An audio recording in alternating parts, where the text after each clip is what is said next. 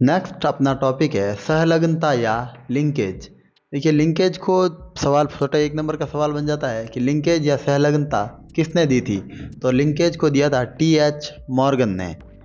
और अगर हम इनके बारे में बात करें, डेफिनेशन क्या होती है, यदि दो या दो से अधिक जीनों के मध्य की दूरी है वो काफ़ी कम, यानी कि 1 सेंटीमीटर से भी अगर कम हो तो उनके एक साथ वंशागत होने की प्रायिकता है वो बढ़ जाती है। यानी कि जीनों का एक साथ में वंशागत होना, एक साथ में रिप्रेजेंट होना, उसी को कहते हैं सहलग्नता। मॉर्गन ने ड्रोसोफिला, एक फ्रूट फ्लाई होती है ड्रोसोफिला, उस पर प्रयोग किया था।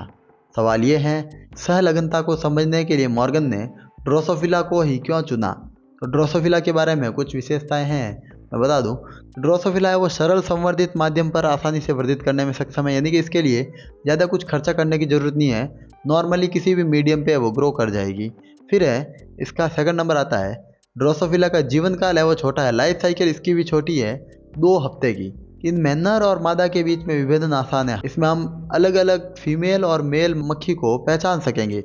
नर होंगे वो छोटे होंगे, यानी कि मेल होंगे वो छोटे होंगे, और फीमेल होगी वो बड़ी होगी। फोर्थ पॉइंट है इसका, अधिक संततियां प्राप्त, कम टाइम में ये ज़्यादा से ज़्यादा है हमें रिजल्ट्स दे सकती हैं। नेक्स्ट पॉइंट आता है, इसमें लक्षण भी कम है, केवल 4 जोड़ी। तो ये पॉइंट्स होते हैं जिस कारण से मॉर्गन ने ड्रोसोफिला को ही चुना था। नेक्स्ट अपना टॉपिक है लिंग निर्धारण, यानी कि सेक्स डिटर्मिनेशन। लिंग निर्धारण या सेक्स डिटर्मिनेशन की अगर हम बात करें तो ह्यूमंस यानी मानव और ड्रोसोफिला में तो होता है XX टाइप का, जिसको बोलते हैं XX का मतलब होता है फीमेल या मादा, और XY का मतलब होता है नर। अगर हम नेक्स्ट एग्जांपल लें, पक्षियों यानी कि बर्ड्स, सरीसृप यानी कि रेप्टाइल्स, और मछलियों यानी कि फिशेज में लें, उसमें होता है ZWZZ टाइप का, जिसमें ZW का मतलब है फीमेल यानी मादा, और ZZ का मतलब होता है नर। मोस्ट इंपॉर्टेंट है ह्यूमंस में यानी कि मानव में लिंग निर्धारण। हम लोग ये 8th क्लास से पढ़ते आ रहे हैं कि मानव में जो लिंग निर्धारण है वो XY प्रकार का होता है। अगर हम बात करें ह्यूमंस में गुणसूत्र कितने होते हैं, तो ह्यूमंस में होते हैं 23 जोड़ी, यानी कि 46 क्रोमोसोम्स, यानी कि 23 जोड़ी, यानी कि 23 पेयर्स ऑफ क्रोमोसोम्स होते हैं, जिसमें कि 22 जोड़ी हैं वो अलिंग गुणसूत्र यानी कि ऑटोसोम होते हैं, और जो नर और मादा में समान होंगे। और 2 जोड़ी, 1 जोड़ी यानी कि 1 जोड़ी होता है लिंग गुणसूत्र यानी कि सेक्स क्रोमोसोम, जो कि फीमेल या मादा में होता है XX, और नर में होता है XY। और अगर हम बात करें कि नर के स्पर्म में 50% X क्रोमोसोम मिलेगा और 50% Y, यानी कि बच्चा होगा वो लड़का होगा या लड़की, ये कोई पहले इससे प्रेडिक्ट नहीं कर सकता, क्योंकि मेल के स्पर्म में, नर के शुक्राणु में 50% X होता है और 50% Y गुणसूत्र होता है। अगर हम इसकी बात करें तो जब लिंग निर्धारण की बात आए तो नर के पास में गुणसूत्र है XY और मादा के पास में गुणसूत्र है XX। नर से अगर X आता है, देखिए फीमेल के पास में कोई ऑप्शन नहीं होता, फीमेल से हमेशा X ही आ सकता है। अगर नर से X आया तो X और X मिल के फीमेल यानी कि लड़की बना देंगे, और नर से अगर Y आया तो मेल यानी कि लड़का बना देंगे। और इसमें लड़का या लड़की होने की जो प्रायिकता है, जो प्रोबेबिलिटी है, वो 50% तक होती है। नेक्स्ट है अपना इम्पोर्टेंट टॉपिक, मधुमक्खी में लिंग निर्धारण। तो मधुमक्खी में जो लिंग निर्धारण है वो गुणसूत्रों की संख्या पर डिपेंड करेगा। देखिए मधुमक्खी में ऐसा होता है कि द्विगुणित और अगुणित कंडीशन है वो काम करने की, डिप्लॉयड और हैप्लॉयड। तो जो फीमेल मधुमक्खी हैं वो होती हैं डिप्लॉयड यानी कि द्विगुणित, जिसमें कि रानी मक्खी और श्रमिक आते हैं, और अगुणित होते हैं नर, जिसे हम ड्रोन कहते हैं, यानी कि फीमेल यानी कि मादा मक्खी में होगा 32 गुणसूत्र, और नर में होंगे केवल 16 गुणसूत्र, और वो अगुणित होता है। और इसमें अगर फर्टिलाइजेशन यानी निषेचन होता है तो उससे फीमेल यानी कि श्रमिक या मादा बनेगी, और अगर फर्टिलाइजेशन नहीं होता है तो 16 के 16 रह जाएंगे, और फिर उनसे 16 गुणसूत्र वाले नर या ड्रोन्स बन जाएंगे। अगला अपना टॉपिक होने वाला है, बहुत ही इंपॉर्टेंट, वेरी इंपॉर्टेंट टॉपिक है, अनुवांशिक रोग या अनुवांशिक विकार, यानी कि जिसे बोलते हैं जेनेटिक डिजीजेज, जो कि 2 टाइप्स के होते हैं, लिंग सहलग्न और अलिंग सहलग्न, यानी कि जो सेक्स क्रोमोसोमल डिजीजेस और ऑटोसोमल डिजीजेस। अगर हम इनकी बात करें तो सेक्स क्रोमोसोम्स में क्या होते हैं, मेन इंपॉर्टेंट है कलर ब्लाइंडनेस और हीमोफीलिया, वर्णांधता और हीमोफीलिया। और अलिंग सहलग्न रोगों की अगर हम बात करें, जो ऑटोसोमल डिजीज़ है वो भी इंपॉर्टेंट है, सिकल सेल एनीमिया, फिनाइलकीटोन्यूरिया और थैलेसीमिया। नेक्स्ट आपको आना चाहिए पेडिग्री एनालिसिस। अगर हम वंशावली विश्लेषण की बात करें तो जो स्क्वायर होता है उसको बोलते हैं नर या मेल, और जो राउंड है सर्कल है उसको बोलते हैं फीमेल। और ये जो बाकी जो हैं साइंस वो आपको डिस्प्ले पे दिख रहे होंगे, जिसमें कि आपको पता चलेगा अगर ये डार्क किए हुए हैं तो इसका मतलब ये प्रभावित या रोगी हैं, और अगर ये डार्क नहीं है तो इसका मतलब ये नॉर्मल है।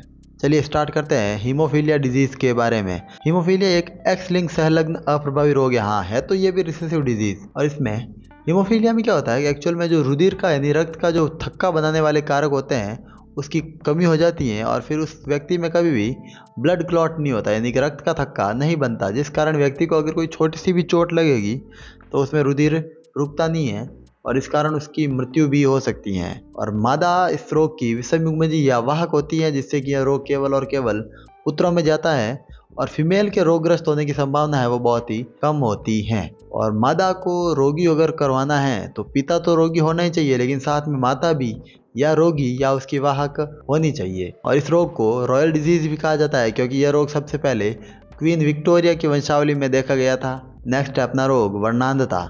वर्णांधता रोग क्या होता है? यह भी एक्स लिंक संलग्न अप्रभावी रोग है, और इस रोग में जो व्यक्ति होगा वो लाल और हरे रंग में विभेद नहीं कर पाएगा, यानी कि अगर ऐसे व्यक्ति को अगर हम ट्रैफिक सिग्नल पे छोड़ दें उसको पता नहीं चलेगा कि अभी लाल लाइट है या ग्रीन लाइट है। और यह रोग भी लिंग संलग्न अप्रभावी होगा, जिस कारण पुरुष हैं वो मेल्स हैं वो अधिक प्रभावित होंगे, मादा है वो वाहक में रह जाएगी। नेक्स्ट है अपना टॉपिक अलिंग गुणसूत्र विकार यानी रोग, और जिसको बोलते हैं इंग्लिश में ऑटोसोमल डिजीजेस। और इसके एग्जांपल्स हैं थैलेसीमिया, सिकल सेल एनीमिया और फिनाइल कीटोन्यूरिया। सबसे इम्पोर्टेंट है तो पहला एग्जांपल हम लेते हैं सिकल सेल एनीमिया। हिंदी में इसको बोलते हैं दात्र कोशिका अरक्तता। यह रोग भी अप्रभावी है, लेकिन लिंग गुणसूत्र ना होकर यह अलिंग गुणसूत्र यानी कि ऑटोसोमल रिसेसिव डिजीज है। और इस रोग में क्या होता है, जो हीमोग्लोबिन अणु की जो बीटा श्रृंखला है उसकी छठी यानी कि जो सिक्स्थ है स्थिति, उस पर एक अमीनो अम्ल ग्लूटामिक के स्थान पर वैलिन आ जाता है, यानी कि सिर्फ एक छोटा सा पॉइंट म्यूटेशन होता है, यानी ग्लूटामिक अम्ल के बजाय वहाँ पर वैलिन अमीनो एसिड आ जाता है, और इसके प्रतिस्थापन से हीमोग्लोबिन में GAG का GUG हो जाता है। लेकिन ये GAG का GUG होने से ह्यूमंस की जो RBC है वो द्विअवतल यानी कि बाइकॉनकेव होती है, और वो बदलकर हास्याकार हो जाएगी, यानी कि जो दराती होती है हमारे यहाँ पर उसके जैसी हो जाएगी। और इस रोग का कारण अगर आपसे पूछ ले कि सिकल सेल एनीमिया रोग का कारण क्या है, तो हमारा आंसर होना चाहिए उत्परिवर्तन, म्यूटेशन।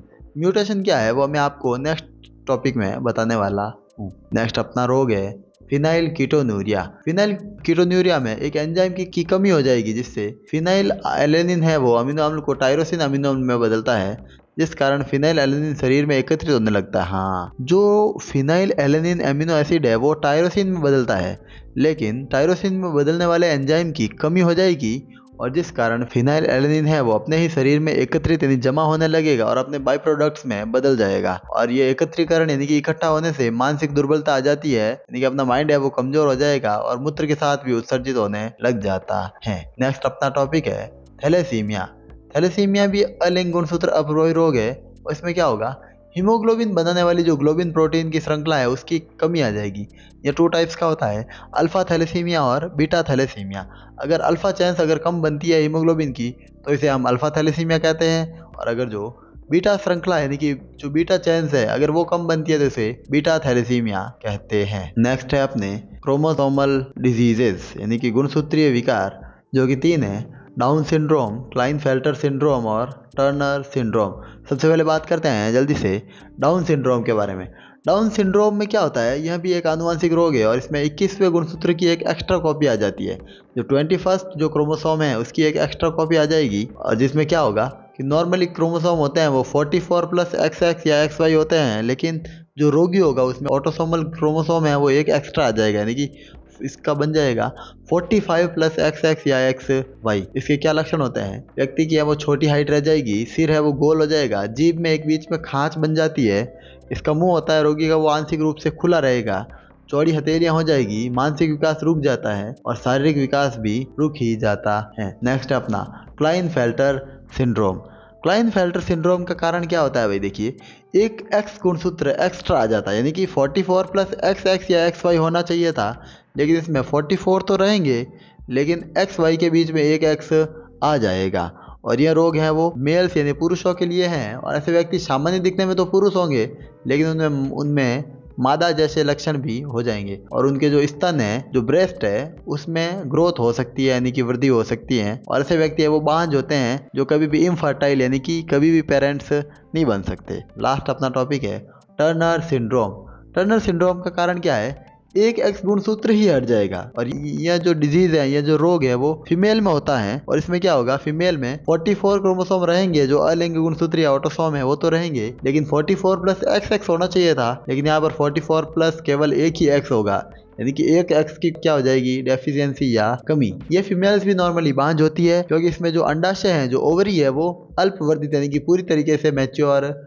नहीं होता है। और इसमें द्वितीयक लैंगिक लक्षण यानी कि इसमें फीमेल्स के जो ट्रेट्स होते हैं, जो लक्षण होते हैं, वो भी प्रकट नहीं होंगे।